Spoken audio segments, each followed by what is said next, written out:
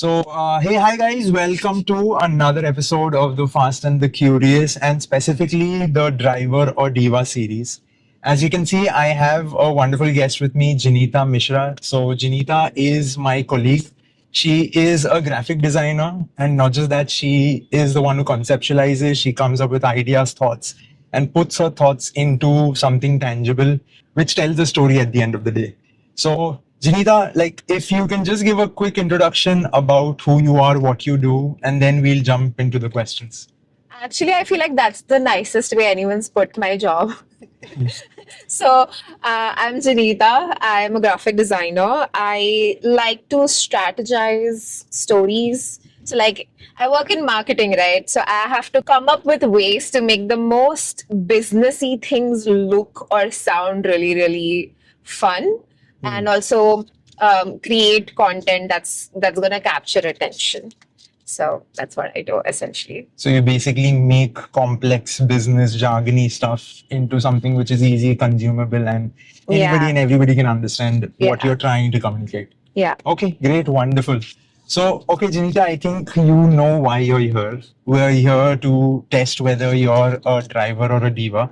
And by that I mean, typically people feel that women in general, the stereotype goes that they can't really drive well. Yeah. And that extends to them just being not knowledgeable about cars or automobiles.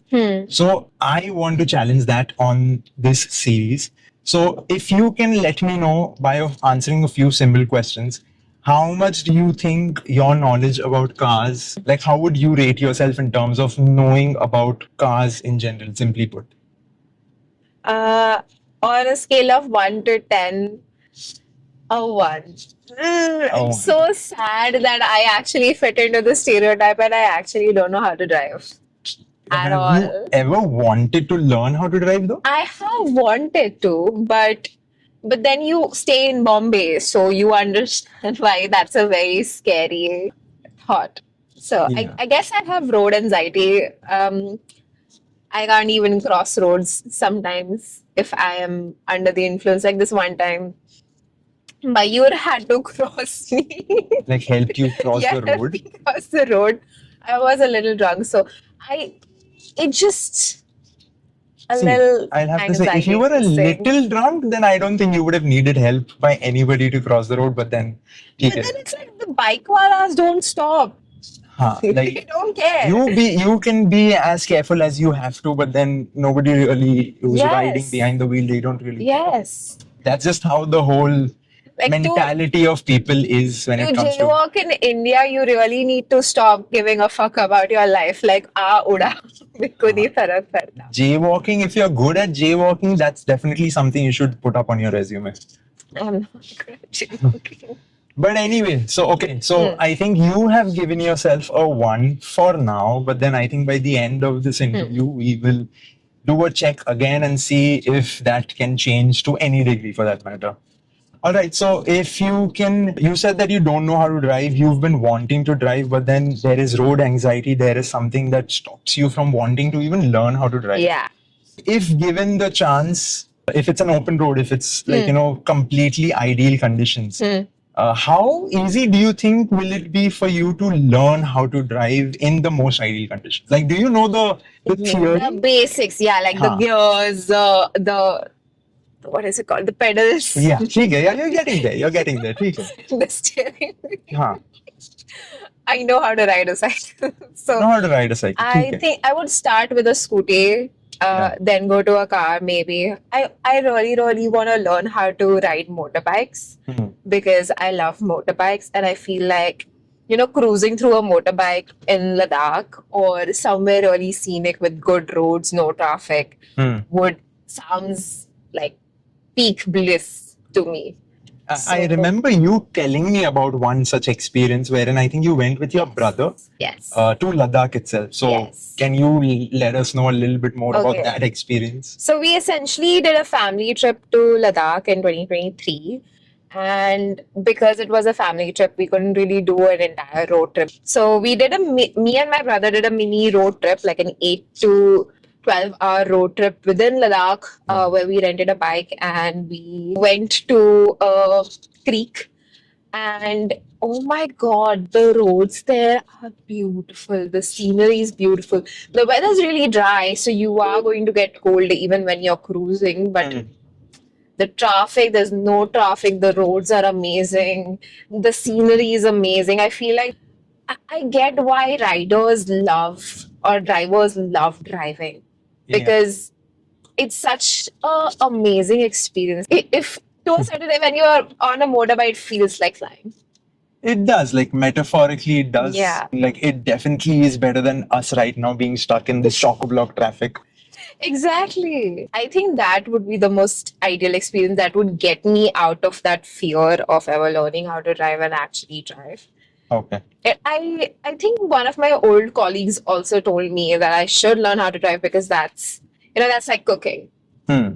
Yeah, it Something is. basic you should know, and it gives you a lot of independence if you do. It does because see, like if you see it from a utilitarian standpoint, it is a skill that you do need to, like if you find yourself, God forbid that you don't, Yeah. in any situation which requires you to operate a Yeah. vehicle, like be it a two-wheeler, Yeah. be it a four-wheeler, it is a skill which is such a lifesaver in that scenario, I would say, Yeah. that it is always good to know how to like ride a bike or even drive a four-wheeler for that matter. Yeah. So I'm assuming your brother being the one who may have proposed going on this mini trip. But did you get the chance to take over control of the bike and ride for like any short brief period of time while you were there? I not in Ladakh. I didn't try it in Ladakh because my brother is also very protective, so he wouldn't do that. But I did try to ride a bike with one of my exes. And you know how when you are on a bike, you have to first put down the pedal. Yeah, like so. Pedal.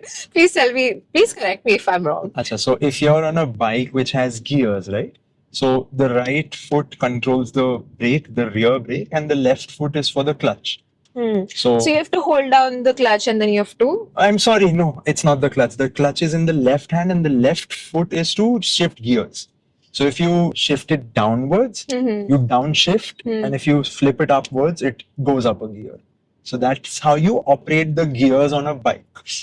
It sounds complicated, but then No. I'm trying to correlate it with what I had done that day. Yeah. So what I had done, I had put my foot down on one of the pedals or the gears, and then I was supposed to twist the throttle. Throttle. And he kept telling me to do it slowly. Yeah. So I didn't slow it. I think jump started and then skid across the road. I didn't fall. He didn't fall, thankfully. Yeah. But after that, I was just also more scared. I think that is what happened. That usually happens with, like, again, I'm being sexist here, but then it usually happens more with girls, wherein the first attempt, which doesn't really work as per how they would want it to work, that creates a sense of apprehension or fear for them to want to try again. Yeah. With cars, I think it's more of a time issue. You've never wanted to enroll yourself in like a driving school of sorts? I have, and I've been told so many times, but I keep procrastinating. Because I'm like, I don't own a car. You and Isha should go together to make each of your respective licenses. I swear to God, this is such an embarrassing episode. Okay, no, it's not embarrassing, guys. It is not embarrassing at all. It's good to know that, she's vocal about like, her shortcomings, for lack of a better word, but then she has the will to want to learn. But it's just circumstances and situations which may stop her from not doing it, which is absolutely fine. There's nothing to be embarrassed about. It's more fun being a passenger princess. Okay, yeah. I think we're tipping towards you being a passenger princess. Yes. I think you don't mind being called that too. No, because I get to control the DJ. Yeah. I get to give you wrong directions so we can have mini adventures. I get to use the mirror. I have a mirror. Okay, no, I don't. I don't have a mirror. Okay. Like that was embarrassing. That is embarrassing. I love the confidence. Okay. So I get to like piss off people and road rage while you focus on getting the fuck out of the situation. Oh, you call this road rage? Is this road rage? Like, if you want to experience true road rage, you have to be behind the wheel. No. You have to be behind the wheel, especially in Bombay. Like, Then I don't want the stress of it. so I think for me, like I feel driving being a utilitarian skill, it actually also helps you build patience. Because the amount of times wherein you stop yourself, which is very rare, from like not cursing or not abusing or any like bystander coming in the way in an unannounced manner, Yeah. that takes practice, that takes time, and that's a skill again. Honestly, I feel like I would be a bad driver because if you cut me, I will run you over. Yeah, that happens with everybody. That happens with most of us. Like you're like, Yeah. ये कैसे किया मुझे overtake इसने? No, not just cut me, like Cut you this. off in terms of like it, at a signal, right? The signals just turn green, and you're going Yeah. straight, and there's one motherfucker who just has Absolutely. to reach somewhere really fast, Yeah. and then they have the audacity to yell at you. Yeah, as if though like, why are you not following the rules when your light is green, but then mine is red, but I will go. Yeah. I will run people over, and also pedestrians. Sometimes they're really stupid, even though I'm one of them. See, if it were me, if I had a choice to either run over a man, or not a man, like a person, or an animal, I would be devastated if I run over an animal, be it any animal for that matter. That is true. But I don't mind, like, sometimes going over a person because that will sometimes feel good. Call me a sadist, but it's okay. No, it is okay. Like, look at this guy. Exactly what happened right now. And where is he walking? Bhai, Exactly. क्या चालू है ये? Exactly. So guys, we were not bluffing. This happens in reality. This is exactly what happened. All the time. They're walking in the middle of the road. But, okay, but it's also that Mumbai doesn't have footpaths anymore. Mumbai does have footpaths, but then cars run over it. So which is why the people have to walk on the roads. It's like a trade. Like tu gaadi chala footpath pe, main raaste pe chalunga. You need incredible amounts of patience to and skill to drive in Bombay. Yeah, exactly. Like see, I have this belief that if you know how to drive in Bombay or even in Hyderabad, because that is also terrible, you can drive anywhere in the world. You can absolutely drive anywhere in the world. You just need to get used to left-hand drive, right-hand drive, but then the pedals, the order in which the pedals are positioned, it remains the same. So it is a pedal, hang on. It is a pedal. It's one of the 3 pedals, yeah. But then, sorry, you were asking me a question. Have you driven in Ahmedabad? No, I haven't been to Ahmedabad, but I may have passed through it, so I can't comment on that. Is it bad? It's bad, worse than Bombay? Yeah, so is Pune. Pune, I mean, we've all heard of it. Pune I've been to. Pune is like, it's a lot of unlicensed drivers, drunk drivers, drugged drivers who are just on the road doing their own thing. You have to anticipate. I think it's the anticipation. Like, how do you know this person's gonna turn? It's a quick moment's decision, and if it goes wrong, you lose a life or you lose an organ. So guys, this is the part of the video wherein there will be a B-roll of the Porsche accident that happened in Pune. So that's the same reason why I feel like, okay, so this is where I think we are going to unravel where this anxiety comes from. Because my parents always discouraged us from having any kind of vehicles. They did want us to learn how to drive just so that we have that skill set. Yeah. But the thing is that they know that the road accidents are so bad and you can just die at any moment. And it's just 10 times safer to use any kind of public transport.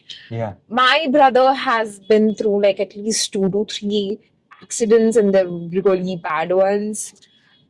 He's thankfully never had any kind of physical damage. Touch wood. But the moment he got a car, we celebrated so bad. Because bikes are, my God, the traffic, sorry. Bikes are really, really dangerous. Like, it actually depends on the rider, and it also, see, you can be as careful as you want to if you're riding a bike, if you're driving a car, or even if you're, like, flying a plane for that matter. See, a plane is extreme. But you never know what the person in front of you, behind you, to your side, how are they going to respond to your situation, or what state are they in? So you can be careful, but then you have to be a little bit extra careful to just manage other people's behaviors as well.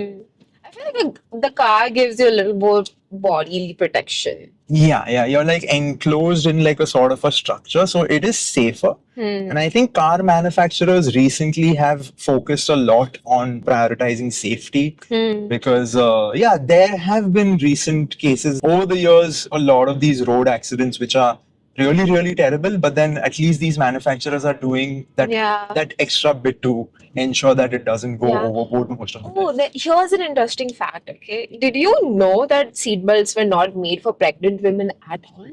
So they didn't design it for pregnant people, so they didn't consider that edge case. No, do you like so? Okay, you see this like there is this one belt that goes Secondary right belt. over your womb. Yeah. If you have a baby inside, it is going to be pressuring on that bladder, and if you go into an accident, the baby's just gonna get smushed. Oh yeah, that's a very crazy insight I've never ever thought of. And the thing is that the seatbelts were never tested on women. They were not designed for women. So there's a company out there that's actually creating seatbelts for pregnant women. Now, in 2025. How many years later since the seatbelts were invented? God knows. So essentially, this kind of seatbelts goes around your thighs instead of, and like your pelvic bone instead of right over your uterus. Okay. Which is... Yeah, it's not functional for pregnant women. No, it is functional. No, the ones that are typical, like the ones No, they're not functional at all. Because they, like, even if you are not in an accident, it's still causing you discomfort by pressuring you while you have a baby. It's not comfortable for the to-be mother and also for the child in a way. I mean, the child would be dead. Yeah, the child would be dead when it comes to like something extreme, but we get the sentiment. But I remember you telling me about your brother being much more interested in cars and he does something with electronic vehicles. So can you let me know a little bit about that? He is an electrical engineer and the coolest thing about him that I'm still very, very proud of, I tell this to all my friends, that he designed a race car when he was in college. I'm like super jealous right now. Exactly. I'm super You jealous. also did electrical engineering. I know, man. Like, just the wrong college. Just the right college for him, the wrong college for me. So, in his college, he has this entire team that designs a race car every year, and they take it to Germany to race Test it out. Yes. Wow. So that in his year, he was the first, like in the entire college's history, his batch was the first batch to create an electric race car. Wow, that is commendable. Yes, he learned the battery design like on his own. They didn't teach that to him in college.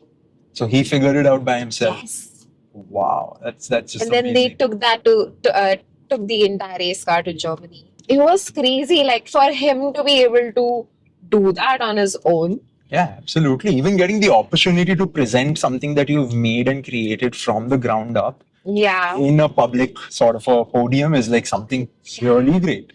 And he got to do a road trip in Europe. Added points, added perks for sure. Exactly. Europe. Who doesn't want to go to Europe? Yeah. And now what he does is he creates batteries for scooters in Bangalore in a startup called River. REVER? Or like the typical REVER. Okay, yeah. EVs seem to be the next thing, or rather the current thing right now, because there's a transitionary phase which goes on. I'm not a fan of EVs too much because I'm more of a traditional driver when it comes. Because you got to feel the vibration every time your car starts. It's not just like it's the tangible feeling of driving a mechanically operated engine doesn't really, like the EV doesn't really come close to the experience that a combustion engine is, at least to me. Like it's a subjective opinion. Also, I feel like EVs are a little ahead of their time in India because India's infrastructure is not developed enough for it. Like in my last society, a few people had their EVs, like EV scooters. They would hang extension cords from the window of a first floor, like the apartment was on the first floor, and then have another extension cord that goes to the bike, which is damn unsafe. And I saw that once during rainy season. I'm like, are you mad? How? Yeah, how safe is that? That's, I don't think that's safe. And Sense but my sarcasm, Jinita. But yeah, anyway. sorry. Um, Yeah, like, you're right. You're right. Like when it comes to the infrastructure, it is getting there, but it still hmm. isn't there entirely as compared to Yeah. or North America or And what somewhere do like you a do Europe. if it just dies? Yeah, like there is the range anxiety that a Hmm. lot of people get commuting or driving any EV Hmm. because if it shows you like say remaining range is 150 kilometers for Hmm. example, but Hmm. it doesn't really reach that figure. Hmm. It Yeah. ends up like depleting itself Hmm. 50% like by 70, 80 kilometers. Hmm. So that's something which needs to be optimized a little bit Hmm. better. I'm not sure if EVs as of now have replaceable batteries Some of them do, but then it's again a because a technology which battery is has a getting life, advanced. obviously. Yeah, And and you know what? Correctly, as you mentioned, that batteries do have a lifespan. So it's 5 years typically for most hmm. manufacturers, Hmm. and the cost to replace a battery Hmm. is so high. You get a quid or Car, a very entry another level car, car, yeah, So that's where you have to decide whether you want to pay yeah, more upfront or be okay with saving up on your fuel costs. yeah, exactly. They haven't figured that part out with It's not. batteries, It's not. but it's a cost that we are paying for better climate. I think it's a gimmick, honestly. Personal, again, subjective, personal. That is true because Uh, we gotta stop using plastics then because plastics yeah, have petroleum, which is also dug up, and it's plastics exactly. are horrible for the environment. So I think there's a lot more that we can do except for like replacing every car Yeah. on the street with an EV. See, it's all about commercialization. They will Hmm. market it in such a way that it helps the environment, but at the end of the day, these car manufacturers want to sell you their cars. Yes, That is yes. like the whole mantra behind EVs being sustainable, EVs being whatever, green vehicles and so on and so forth. However, they're slightly better than normal cars They are, but in terms of pollution. a little bit, yeah. But then the whole process of mining and extracting the minerals that goes behind making Lithium. a battery Hmm. kind of equates to the same amount of emissions that a combustion engine would do. It's always like, Like you have to find the right balance, is what I feel. yeah, at this point, I feel like you can't win. You can't. If you use AI, you're damaging the environment. But if you watch Netflix shows, you're also damaging the environment. Yeah, exactly. But okay, ठीक है. Now I think the very last segment. This segment is called "Explain It to Me as if though I am 5." Okay, or rather Okay. 10. ठीक है. So Janita, I'll give you the name of a part of a car. Okay. I just want you to tell me the definition of it. Okay. Okay. Tell me, Janita, what a fender is. A fender. A fender. Fender. Take your time. Take your time. Like try to break it down and make sense of the word Are you saying in like, terms of is cars. it In terms of okay? cars, Is it's not. it oh, what a cutie? Is it like a phalange? Like It's a not place imaginary. phalange? No, it's not imaginary. It's not made by Phoebe Buffett. It's an actual part of a car, Okay. which I think if you see your what is it called for field of view, you can observe a fender.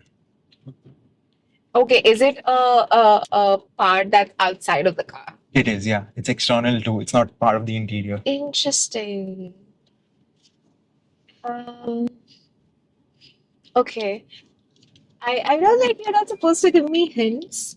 I gave you a hint. I just I told know you you're it's not supposed to. ठीक But है. is it like that antenna that's on the roof of the car? No. That's like a radio receiver. That's how you Acha. can operate the FM in your car. Okay. But ठीक है, चल, I'll give you another. Do you want another hint? It's a part that is close to the wheel. So it's like that roof. Like you know how your roof has a little Chapra. Okay, no. like a grill on the sides to collect rainwater and then pour it in the drain. I feel like around like on the wheel of the car there is some protection on it around it Yeah. that will collect things and like prevent it from getting stuck in the wheel and in the car. You're technically right. It's in simple terms, it's a mud flap. Yeah, so you're right. Yeah, you were right. Okay. It's not I mean, you gave me technically a mud flap, but then yeah. it does kind of do that So same it job. fends the wheel. It fends the wheel. Yeah, exactly. It fends dirt off of the wheel. Yeah. So Thanks for giving me the hint, otherwise I wouldn't have figured it out. I have to like give you credit for trying to figure it out by yourself, and you did. Just I think going back to the fact that you rated yourself a 1, and based on our conversation, based on your experiences, based on your willingness to want to know more about cars, or even knowing whatever you do know through your brother, through like the research about the whole seatbelt for pregnant women is something I did not know myself. So I have to give you points for that. So yeah, I would not give you a 1 on 10. I will give you a 6.5 on 10. Wow. But I then want to give myself a 3. you don't like underestimate yourself that much. But then, guys, you let me know in the comments, how do you feel Janita is in terms of her knowledge when it comes to cars? So that's the end of this episode. Janita, where can people find you? Where can you wanna let them know how your presence is on socials? You can follow Ginny Designs if you like. It's called Ginny Designs. Okay. Cool, guys. Thank you so much, Janita, for coming onto the podcast. And you're not a driver, you're not a diva, you're somewhere in the middle, you're a passenger princess. Thank you. And you don't mind being that too. Yes, I love being a passenger princess. Cool, guys. Thank you so much. We will see you on the next episode. Stay fast and stay curious. Bye-bye. Bye.